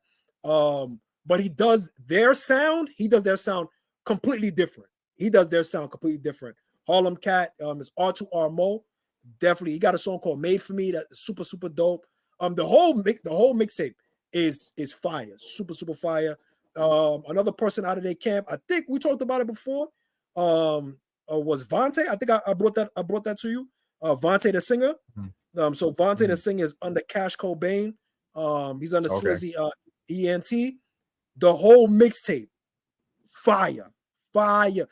Listen, and this may be look like I'm doing a marketing for Cash Cobain, but I'm gonna say this, listen, if I was the A&R, if I was able to find a way to get Tory Lane verses, I would get a Tory Lane feature on that, because Tory Lanez would do some craziness. Like Vontae's mixtape, Vontae the Singer's mixtape sounds like Chicks Tape. It sounds like a Chicks Tape like mixtape. That's how good it, like, from the song flips, right? How he's flipping on the songs, the rap stuff. If you want some new age R&B, I'm not gonna front. It's toxic as hell. It's dumb toxic, right? But it's fun. I hate the fact that I hate the fact that it's only one Chicks Tape on streaming. He Yeah, just need. I know. I wish they had all of them on there. I hate having to go to SoundCloud and YouTube to find the chicks tapes. Facts. For me, the best chicks tape. I mean, I like all of them. My favorite ones though is 3 and 4. 5 is cool, but 3 and 4. Yeah, 3 and 4 is where it's at. Man. Yeah, he was moving Different diabolical, man. That Proud Family flip on Chicks Tape 3. My God, bro. Bro, you talking about you can play that shit and instantly you and your girl are in for a great time.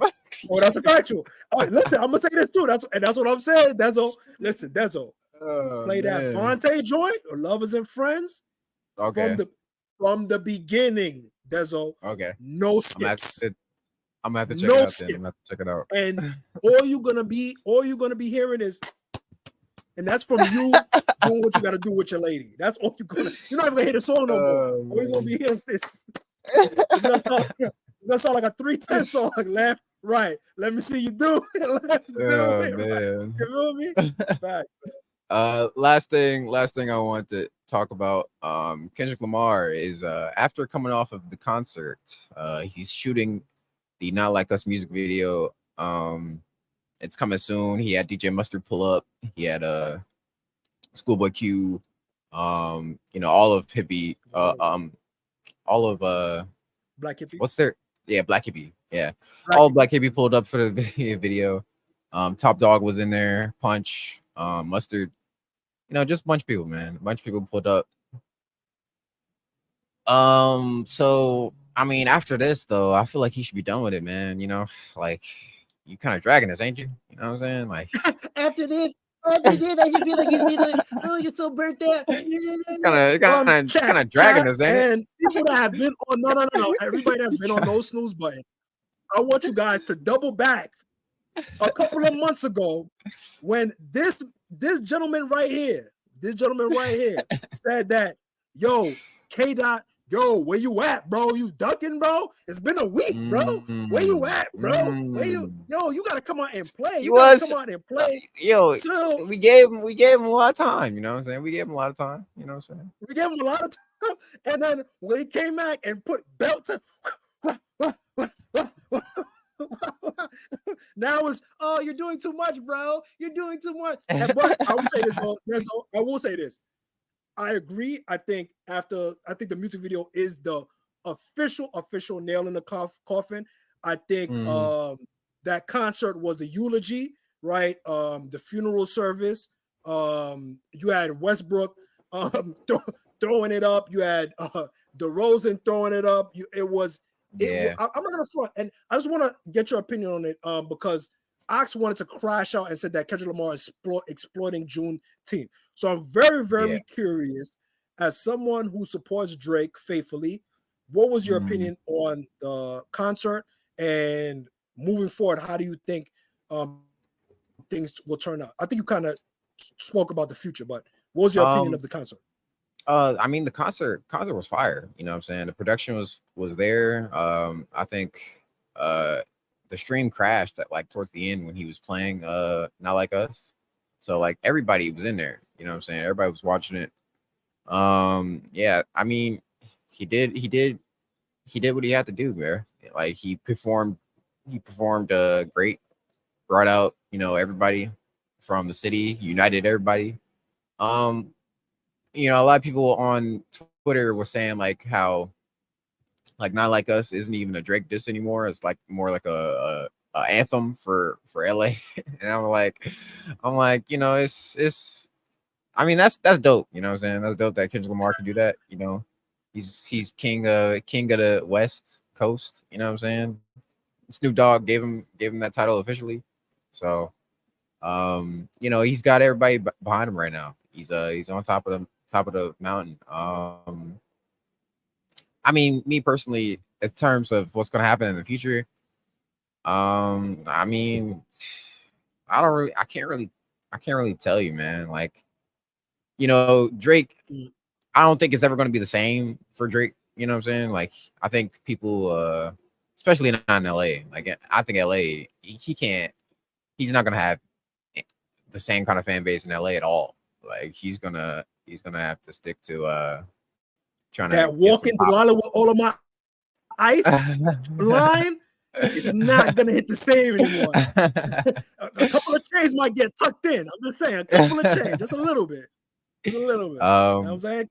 Chubb's really gonna have to show him. He gonna have to show him. He gonna crash something. That's all I'm saying. Right. Have to show him. I think though, like, you know, I think after some time, you know, time heals all. Right. I think it's just a time thing, man. Like, Kendrick Lamar may have the next, you know, couple years, where he's where this song is basically the only thing people think about when it comes to Drake. But I mean, at the end of the day, like, I think if Drake, see, this is what my theory is, right? Mm-hmm. Drake's either gonna make some of the best music he's ever made because he's trying to you know, be undeniable again. He's trying to be like, all right, this ain't even like affect me. I'm gonna make sure y'all know that I'm still that guy. So he just makes great music. Or he's just gonna be like, all right, well, that fan base is gone. I'm gonna just focus on the fan base that actually wants to hear me, and then just makes music catered to like suburban teens. You know what I'm saying? I don't know. He can either go one or two ways. He's already on that Camila Cabello album. And like, where he goes just full pop, like you said, like just he's going to go full pop. You know what I'm saying? Just catered straight to the pop audience. So I think he's going to go one or two ways. And right now he's leaning towards that suburban pop route. But you know, we'll see what happens. I don't blame him. I will say this, just to wrap a final point on it. I agree with the way that I agree with your point.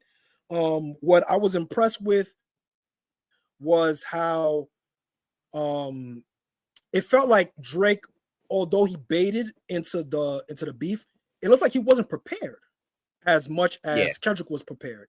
It felt like Kendrick was way more prepared for the moment and understood how important it was. And he took it serious. Yeah. It looks like Kendrick took it serious.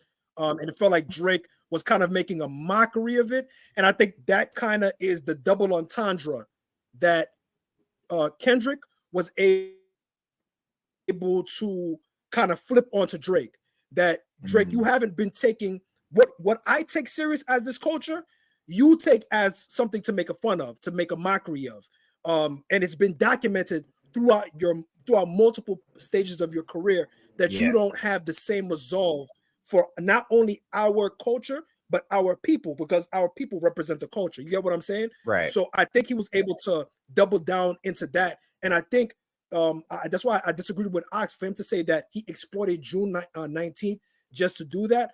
I think he was emphasizing that, where he's saying, yo, Drake has taken so much of the quote unquote colonizer role that I'm showing you, yo, this is what authenticity looks like. So bringing out the Tommy girls, right? The girls crumping, things like that. I'm surprised he didn't bring out tie-dyes in them, all them people that was in the Rides video. And I'm surprised he didn't bring out them. But he was just showing like, yo, this is what the essence is of it that I could bring. Although we have gang banging in our history, look at how this is what the real essence was. Like, it was supposed to be different sections coming together and uniting. So you know what I mean? Like, that's kind of the idea of the double entendre play of like us being slaves, being free slaves, understanding that we were removed from certain parts of our culture, and we're trying to get it back. And this is us trying to get it back. You see what I'm saying? So I just agree with Ox 100% with saying that he was exploiting that. You know what I'm saying? Like, I just think that it all culminated and it was a perfect storm. I think it just happened to be at the right time. You know what I mean? Yeah. And to be honest with you, I think you know, I think for me, like, you know, Kendrick Lamar is Black culture. You know what I'm saying? He's deep rooted in what he grew up in Compton, you know, LA. Like he's seen the lowest of the lows, and he's seen now he's seen the highest of the highs. You know what I'm saying? So he knows all about what people of our skin tone go through. So for him to do that on Juneteenth, it was just a celebration, mostly. You know what I'm saying? He like I don't think he took advantage of it. Like what was Ox trying to get at? Like was he saying like he shouldn't have did it on Juneteenth or what? No, what he was saying, like he was like, yo, he's basically like using Juneteenth as like clout check, like it's like he's adding it as like a clout move, like you know what I mean? Like he's basically in a time that his thought process was like, yo, there was nothing on the TV screen that was promoting like unity. It was more so like all the people that he brought up was gang banging. They were talking about violence, acts of violence, things of that. And what I was trying to explain to Ox is like, yo, like the point of the thing was to bring people together, Ox. What they rap about is what they go through. It is what it is. Like gang banging is a cultural, it's part of it's entrenched in the LA culture. So for them not to speak on what's happening in their city and if they're products of their environment, they're gonna speak on it in the way that they know that people are gonna gravitate to it. You get what I'm saying? I was like, it's not the responsibility of the artist to kind of stifle themselves in what they're doing in terms of their art. It's what the labels do. The labels will take a song that is promoting it and making it look luxurious, and then they're going to allow that song to hit the charts and hit the playlist and hit the Spotify playlist and get all this traction compared to the songs that are talking about consequences, things of that nature, right? The dark side of what gangbanging may do, the dark side of crime, the dark side of doing this. They're not going to promote these artists, and that is a corporate thing. That is what is being promoted versus what is being. I was like, you could go and find a whole bunch of artists. You know how many undiscovered, talented artists that are not promoting gangbanging, that's not promoting violence, that's not promoting crime, but they're not shown because it doesn't make money. The reason why it doesn't make money, the reason why is because the industrial prison complex and a life of crime goes hand in hand with hip hop. That's what makes money for. That's what they're trying to make money for. You get what I'm saying? Like they're trying to do it so you can promote children to go to jail, so that way you feed that industrial complex. That's why they're doing that. That's why the people that are at the top are promoting certain people to create certain social media like norms and to create these images for people to keep the process going. It's not the artist's fault. They just are product of their environment. They're just talking about what they see, what they've been through. It's the same way where Nas and all these people, they're talking about what they've been through, but we look at Nas as upper tier because he talks about both sides. But they didn't promote Nas when he did an album with Damian Marley, talk about Asian relatives and all that. And you're talking about that high power Egyptology. They did not and that album is amazing. The Distant Relatives album with Damian Marley is amazing, but nobody promoted that Nas album. Are you kidding me? Like, come on, bro. Make it make sense. Yeah, man. Yeah, it's never gonna be a situation where like, you know, they like to promote the negatives, you know what I'm saying, the negatives of our community to the world. You know, you'll never and we don't have we don't have a grip on my fault. I didn't want to cut you off there. I'm just saying we don't have the same infrastructure in terms of media corporate media thing. And don't get me wrong, YouTube and all of these bigger platforms are allowing people to shift the narrative, but we are the people that control the money, and whoever controls the money is going to be able to dictate what is going to be presented to you. That's what the issue is. You can have a whole bunch of people that pop up as a thing because people are only going to support what they feel like is relatable to them, right? Or they feel like they gravitate to. Besides that, it's everything. It's the corporations that are putting that into your minds. Everything else, you see what I'm saying? There's not a lot of organically grown things that you're gonna see people start from starting from the ground level up. That it's not gonna gain a lot of traction compared to something that's being shown consistently by corporation involved. Like it's just not gonna work that same way. Yeah, man. Perfectly said. You know, like I said, you know, there's plenty of there's plenty of rappers out there that don't use curse words. There's plenty of rappers out there that are talking about positive things. There's Christian rappers out there, you know what I'm saying, that are only promoting, God's word. But you don't know many of them, you know what I'm saying? You don't know many of those rappers, because that's not what gets the streets jumping. That's not what gets the crowd going. So That's a fact. it's unfortunate, but that's just the world that we live in, man. Part of that is what I'm it not is. gonna Like, say that's the thing about it. Yeah. I was just gonna say part of that. Go ahead, Dizzle. Not all of that is the fault of the people promoting it. Most of that, I would say, is the fact that us as a community, we gravitate towards things like that. Which I'm not sure why. I think that's probably a deeper issue. But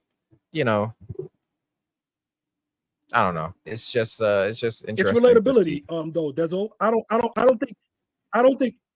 don't think now for some people, I feel like the people that have never experienced some of the stuff that's being said, whether it be violence, lifestyle being like, for example, like I'm pretty sure YG, Snoop Dogg, all of these West Coast artists, for people that lived on the East Coast or anywhere else, that was the first introduction to certain terms, certain lifestyle choices, things of that nature. Like up north, the strip club is completely, well, now it mirrors kind of the South, where the strip club is kind of like its own little little spot where anybody could do whatever in it. Before and up north, strip clubs was really kind of just like, men that had like marital problems, or they just like they will go sneak off and they go to the strip club. Like they wasn't conducting business activities and all that compared to the South, where that's in their culture. They don't even go to the strip club for the shorties. They go dead ass for the food. Like they go just to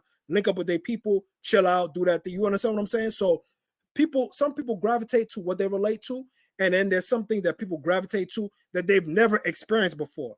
And that's what attracts them to that. You know what I'm saying? So the people like, and not to say everybody that's, of our skin color lived in the hood, lived in the thing. Those people, they gravitate to that too, because the kids that's living in the suburbs and all that, the black kids that's living in the suburb, they never experienced all these things. So they're relating to that. I mean, they're not related. They are what's the word? They are it got them on hold. Like it captured their imagination. You see what I'm saying? Yeah. So it's not necessarily like we gravitated because we like it. There's some people that have never experienced it, and it's a new thing for them. So that's what they gravitate to. And then on top of that too, relatability is one of the biggest things. Things that I can find commonality with you with, I'm gonna gravitate to somebody that I find more common versus someone that you explain to me. Or imagine somebody rapping about like bonds and stocks. Like that's not gonna sit well. Look how 444. A lot of people they look at what they had Jay-Z. He was like yap when he was in 444. I think 444 is amazing. Like if you listen to what he raps about, it was amazing. But a lot of people just think that's, you know what I mean? It's yap. You know. But yeah, man, that's gonna do it for me, man. Context, got anything you wanna talk to the people about? Oh yeah, nah, we pretty much gone. Oh, one thing I did want to say. Oh, salute to Primo. He's right. That's not reality. It is American history, though. That is true. That it is ingrained in American history as well. Violence, all the things that we speak about, prostitution, like as long as America was able to make money off of it, it was allowed. Like cocaine was a party lifestyle drug. It was not this grade 1 substance. You know what I'm saying? Like it wasn't until, that's neither here or there. But y'all know what's up. Y'all know what's going on. Yeah, NASCAR. It's crazy that you said that too. I just learned like NASCAR racing was illegal.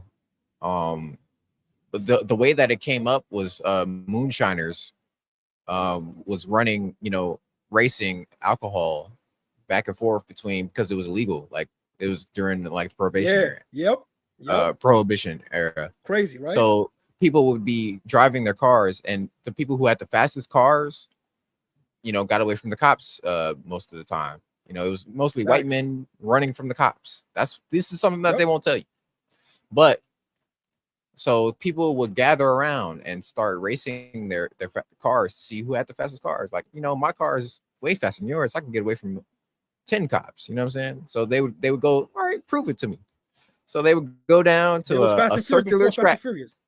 Exactly. They would go down to a circular track and put up money to see who had the fastest cars. And, you know, people would come and watch. And the second that, you know, the government found out how much money they were making off of this, they were like, yo, fuck all that. We got to make this a sport. We got to make this a sport. We got to make it official. And we got to make money off it. So that's how NASCAR came about. You know what I'm saying? Like, so it's crazy. It's crazy, right? So before we get up out of here, I just want to ask you two things. How do you feel about JJ Redick becoming the Los Angeles Lakers new head coach? Wow, LeBron strikes again.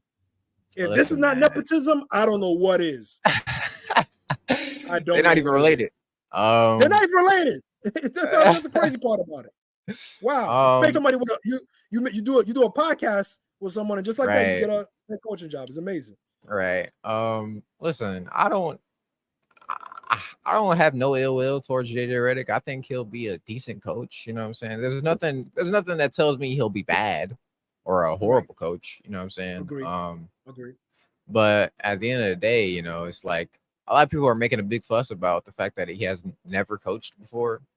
But there's plenty of people that have never coached before who came in and ended up being, you know, good coaches. Right. You know, the Mark Jackson's, Steve Kerr's, Jason Kidd came in and did a decent job. So I mean, it can be done. So I don't have an issue. Yeah, you get if you get the right.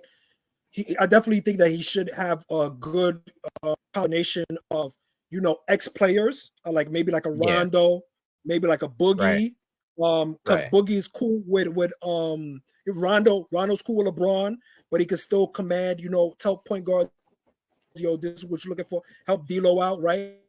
Boogie could definitely help out AD, right, with post moves, things of that nature, getting down in the block, things of that nature, keeping him in the right spirit, right? And then from there, then you get someone like you know, ex head coaches, right? Maybe like because I'm not really a big Terry Stotts guy. Like maybe like shit, man. If I'm him, throw Mark Jackson. Yo, Mark Jackson. Yo, do you want to be my assistant head coach? Like, what's up? Like, you know what I'm saying? Like something along those lines, or like, you know, somebody like maybe like because I know Jeff Van Gundy just got signed to the Clippers. You know what I mean? Right. So someone, you know, just someone like that had head coach experience that can help him through that first 20 games, first 30 games of, like, you know what I mean? Like when to call timeouts, when to do this, what to do that, going through the ups and downs and the ebbs and flows of the coaching. But like I said, he was under Coach K, right? He played under Coach K, had a lot of great coaches throughout his tenure, played with Doc, played with Lou, if I'm not mistaken. So he's played with some decent coaches to understand it, and he looks like a nut job in terms of like being addicted to basketball, like along the lines of like Chris Paul, LeBron James, like, you know what I'm saying, like those caliber of guys. I wouldn't mind seeing like a Jamal Crawford on the bench. You know what I'm saying? Like I think that would be super dope. So salute to him. I don't think it's gonna work out the first year. I think it's probably gonna be like second year. We're probably gonna see the improvement in I think the Cavs ex head coach would be decent too. Oh, Bickerstaff. JB Bickerstaff, yeah. Because the Cavs just hired Kenny Atkinson to replace him. To replace. Oh, they did? Yeah, they just hired him. He'll be the next head coach for. That's fire. That's fire. I'm a big Kenny. Wow, that's actually who I was gonna say he should go and try to see if we could get from Golden State. But if Atkinson took the job, I met Atkinson before. Super cool dude. When he was coaching in Brooklyn, super cool dude. Nice guy, knows the game, passionate about the game too. I feel like Brooklyn did him the disservice when they let him go. But yeah, I'm with you. Yeah, again, JB Bickerstaff would be a dope look. Super dope. Yeah, that'd be dope. listen. Last thing I wanted to talk about with the sports thing. Shout out my girl Angel Reese, man. She bought the fuck out yesterday. Yeah, You know what I'm she's hooping. saying? She's hooping. Big, She's hooping, man. big 25 and 16. You know what I'm saying? She's hooping, 25 bro. points, 16 motherfucking rebounds. And she looked fire when she hooped too. Bruh. She looked fire every time she on Caitlin Clark's head top. You know what I'm saying? Yeah, All right, yeah. I ain't gonna lie. Caitlin Clark got her the first 2 games. You know what I'm saying? Yeah. But now it's 1-2, nigga. What's up? You know what I'm saying? It's 1-2 now. was really popping. Nah, I think they played one more time, or I think that's I don't know. No, I love listen, I love Angel Reese's energy. I think that's it. Okay. I think that's it. But I love Angel Reese's. I saw somebody said that she looks like Sid from Ice Age, and I can't unsee it. But she's been hooping though. She's been hooping. Salute to her. Obviously, I think once she develops her offensive game, she's gonna be a way better player. But in terms of intensity, she has that Dennis Rodman like energy level where like she's all over the place. She's grabbing boards, getting steals, able to guard. Like she's able to keep up with some of the guards too.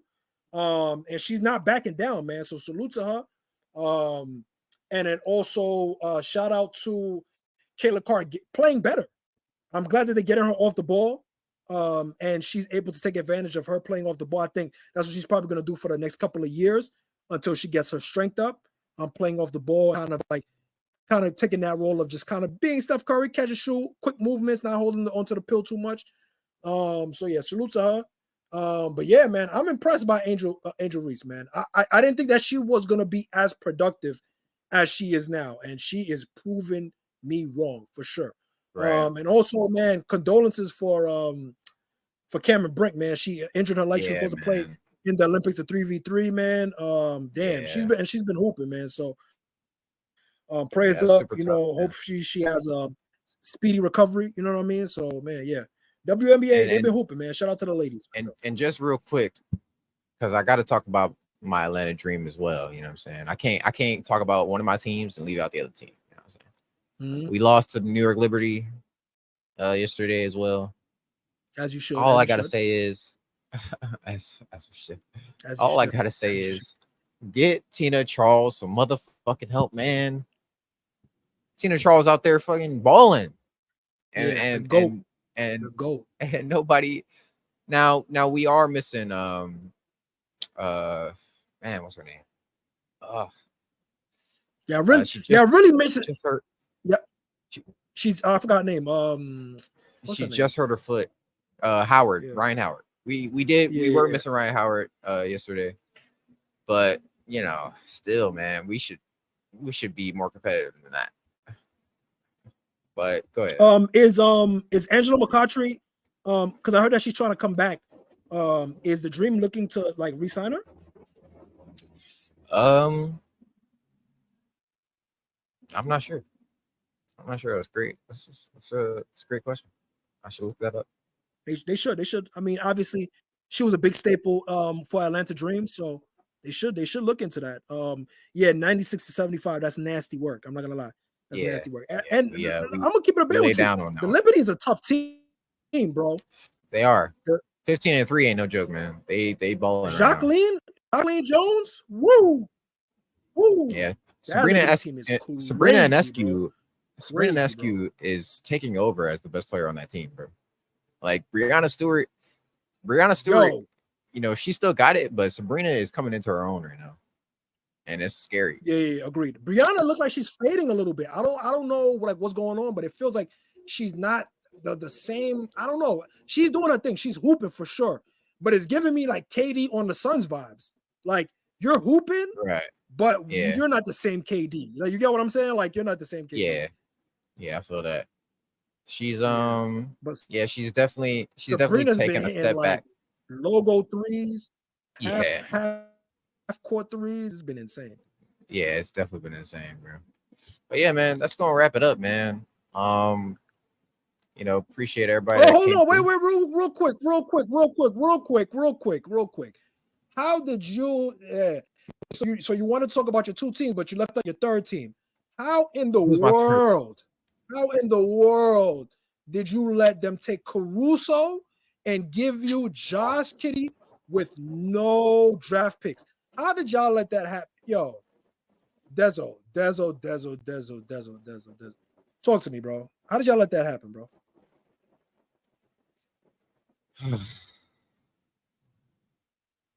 Stupidity. I just don't understand it, man. Like, nasty work.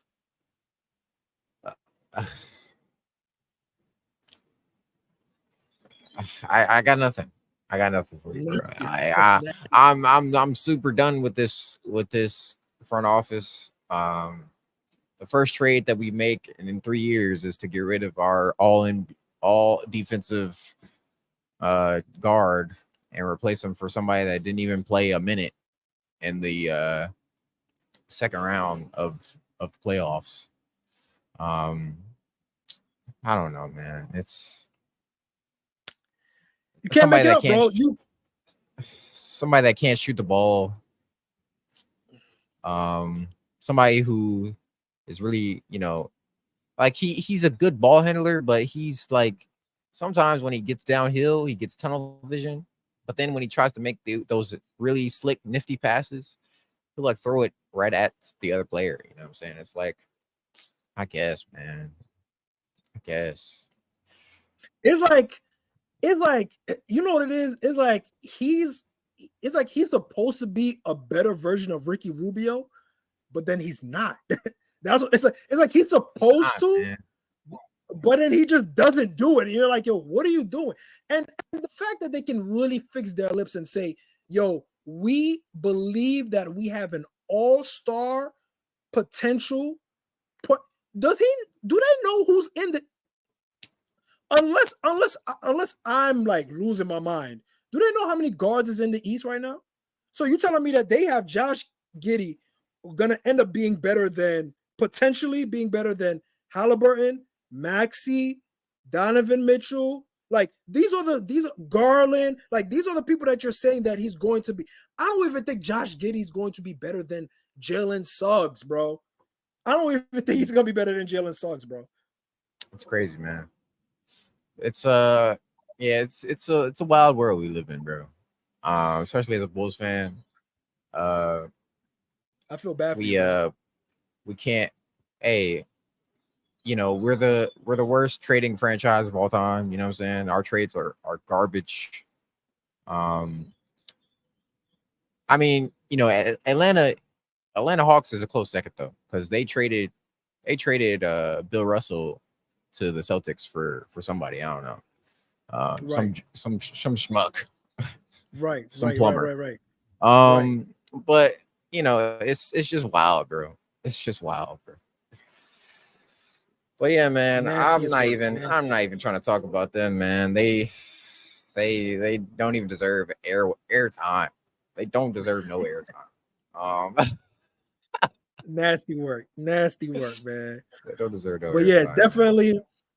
This is definitely the No Snooze Button Show, a show powered by the people for the people. Definitely appreciate everybody that tapped in. See the chat was activated. My guy Primo was in the building, man. Salute to Primo, man. You already know it's all love, my guy.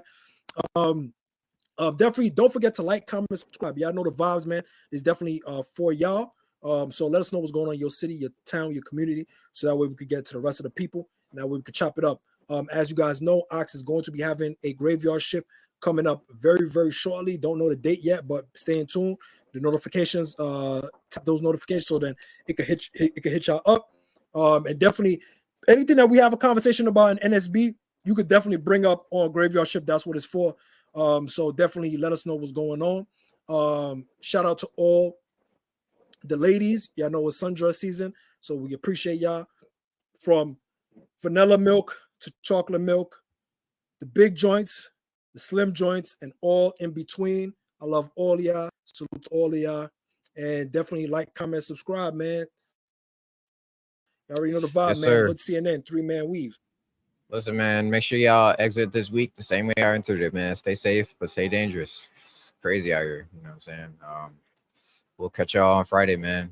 Peace.